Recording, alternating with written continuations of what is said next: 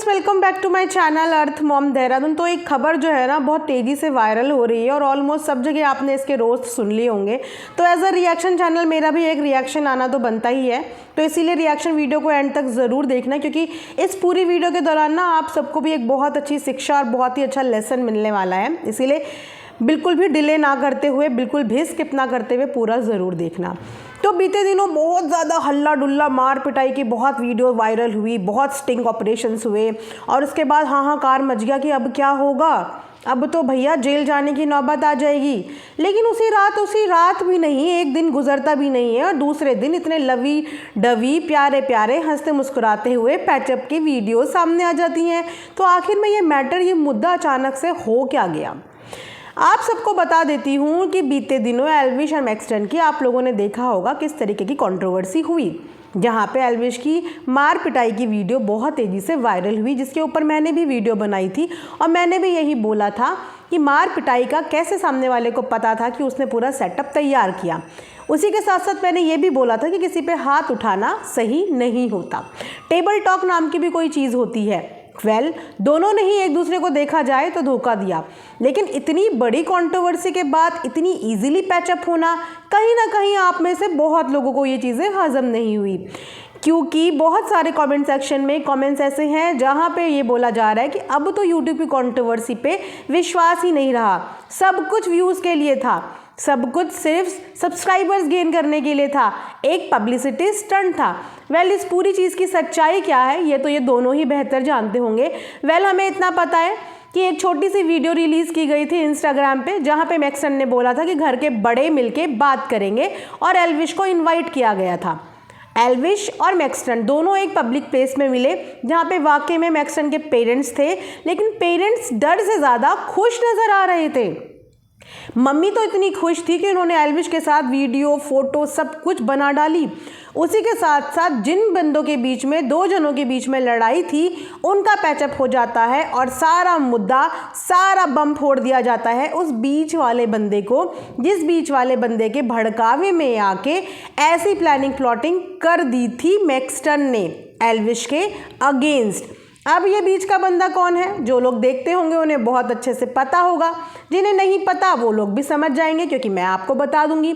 तो बीच के बंदे थे कुछ रैंडम लोग, आप समझ गए होंगे, सेना के कुछ लोग। तो वो जो रैंडम लोग थे उनको बीच का बंदा बता दिया गया कि इनकी वजह से नन्हे बच्चे को जो है वो मैनिपुलेट कर दिया गया, और जो बच्चा अपने आप को IITN बताता है, जो बच्चा एक सोशल इन्फ्लुएंसर है, 1 मिलियन से ज़्यादा जिसकी अब जनता हो गई है, वो किसी के भी भड़कावे में आके भड़कने में आ गया और उसने आके एक पूरा सेटअप जो है क्रिएट कर दिया। अगर दूसरे एंगल से देखें, बिकॉज रिएक्शन का काम किसी को सपोर्ट करना नहीं होता, तो अगर मैं अपना एंगल इस चीज़ में लगाऊँ ना, तो दो लोगों के बीच की जो दोस्ती होती है ना, वो हमेशा कन्वीनियंस के हिसाब से चलती है। जब तक दोनों का एक दूसरे से फ़ायदा होता है तब तक चीज़ें बिल्कुल सही होती हैं। जहाँ पे एक को लगता है कि मेरा फ़ायदा अब यहाँ पे कम हो रहा है, तो वहाँ पे जो दूसरा बंदा होता है वो तो टर्न ले लेता है, यू टर्न, और सारा बम फोड़ देता है उस बीच वाले बंदे के ऊपर कि अरे मुझे इसने भड़का दिया था। मतलब आज के ज़माने में आपको कोई भड़का के जा रहा है, आप क्या इतने छोटे से बच्चे हो कि आपको किसी ने बोला कि कुएँ में कूद जा, तो आप उस कुएँ में कूद जाएंगे। आप उस कुएं में कूदने से पहले ये देखेंगे भैया कि इसमें मेरा फ़ायदा क्या है। तो इतना इनोसेंट यहाँ पे कोई नहीं है। बस फ़र्क सिर्फ इतना पड़ता है कि जब आपको दिखता है ना कि इस चीज़ पे मेरा फ़ायदा होना ख़त्म हो गया है, अब इस पे मेरा कोई फ़ायदा नहीं है, मेरा फ़ायदा दूसरी तरफ है, तो इंसान वहीं से यू टर्न ले लेता है। बहुत अच्छी खासी एक कम्युनिटी पोस्ट करी मैक्सटन ने अपने कम्युनिटी में, जिसमें उन्होंने बोला कि मेरा बहुत ज़्यादा डाउनफॉल चल रहा था, जिस समय पे मेरे को किसी ने सपोर्ट नहीं किया, मेरे साथ कोई वीडियो बनाने के लिए तैयार नहीं हुआ, तब इनको एक ऐसा आइडिया किसी ने दिया और वो आइडिया वाकई में काम भी तो किया। ये भी तो सोचो, आज अगर बीच के बंदे को ब्लेम किया जा रहा है, तो उस बीच के बंदे का आइडिया तुम्हारे लिए तो काम कर गया। जहां तुम्हारे व्यूज़ ड्रॉप हो गए थे, जहां तुम्हारे सब्सक्राइबर नहीं बढ़ रहे थे, 1-2 दिन की कंट्रोवर्सी में आपने 1 मिलियन का केक काट दिया, तो फ़ायदा तो आपका हो गया ना। अब फ़ायदा निकल गया तो बीच के बंदा गलत हो गया, तुम्हारे बेनिफिट की सलाह तुम्हें दे दी, लेकिन अब वहाँ पे पैचअप हो गया है इन दोनों का। मुझे पैचअप से कोई प्रॉब्लम नहीं है, लेकिन मैं ऐसे खुरापाती लोगों के दिमाग से मुझे प्रॉब्लम है कि जो पहले फ्रेंडशिप करते हैं, फ्रेंडशिप के बाद अपना उल्लू सीधा करते हैं, सामने वाले को ये दिखाते हैं कि हम तुम्हारे कितने पक्के दोस्त हैं, कितने पक्के यार हैं, सामने वाले से भी उसकी पूरा इमोशंस लेते हैं, उसका पूरा वक्त लेते हैं, और उसके बाद जब उन्हें लगता है कि अब ये बंदा हमारे काम का नहीं रहा, अब हमारा कोई काम इससे होने वाला नहीं है, तो वो वहाँ से ऐसे यू टर्न मारते हैं जैसे फ्रेंड तो छोड़ो क्या ही होगा।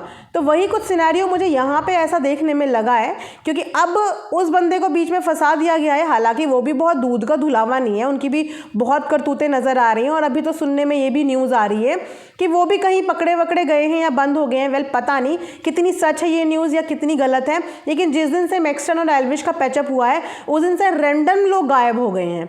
उनका ना कोई पोस्ट आ रहा है, ना कोई अता पता है, और बहुत सारे ब्लू टिक अकाउंट्स ने ये चीज़ बताई है कि वो अरेस्ट हो गए हैं, उनको पकड़ लिया गया है, पुलिस ने पकड़ लिया है, क्योंकि वो एक अलग भी ट्रेंड पे काम करते हैं जिसकी वजह से वो बहुत ज़्यादा कॉम्प्लिकेशंस में आए। तो ये मुझे नहीं पता कि ये कितना सच है कितना झूठ है। तो ये जो सिनेरियो हुआ ना, ये इस तरीके से हुआ।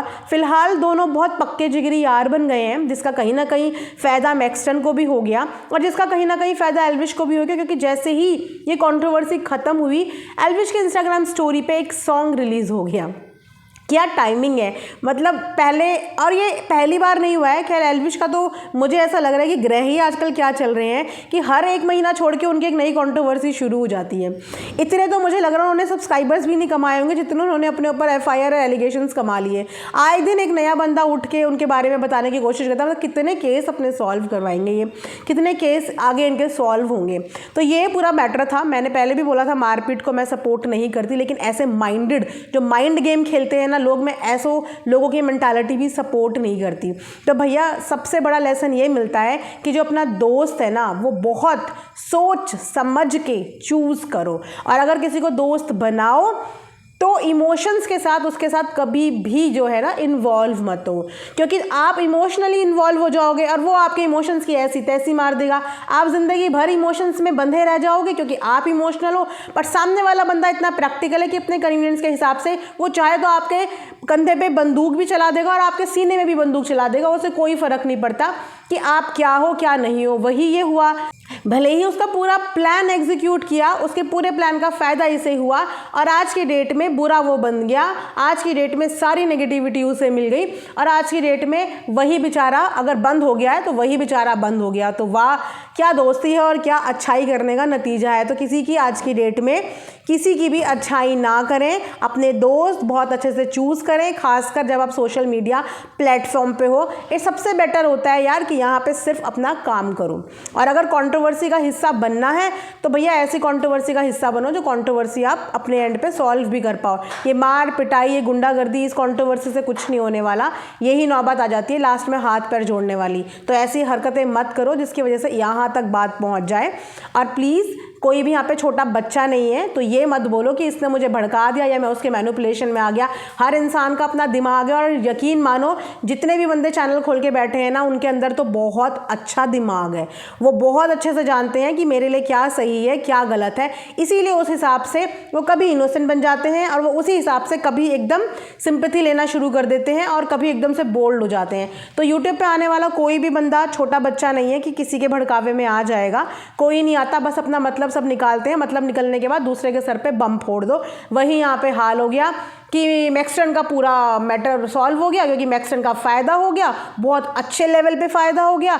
वहाँ एल्विश का फ़ायदा हो गया, दोनों के फ़ायदे हो गए। दोनों के फ़ायदों में बीच में बेचारा जो डूब गया वो बीच का बंदा, जिसने आके सलाह दे दी, भले ही वो गलत सलाह दे दी, लेकिन उस गलत सलाह में भी जिनका फ़ायदा होना था उनका फ़ायदा हो गया, और जिसका कोई फ़ायदा भी इसमें नहीं हुआ उसका उल्टा नुकसान हो गया। तो ऐसे फ़ायदे मत करवाओ लोगों के, कोई यहाँ पे फ़ायदा करवाने के लायक नहीं है। तो ये था मेरा आज का एक रिएक्शन। यहीं पे ये वीडियो एंड करती हूँ। Thanks for watching earth mom Dehradun.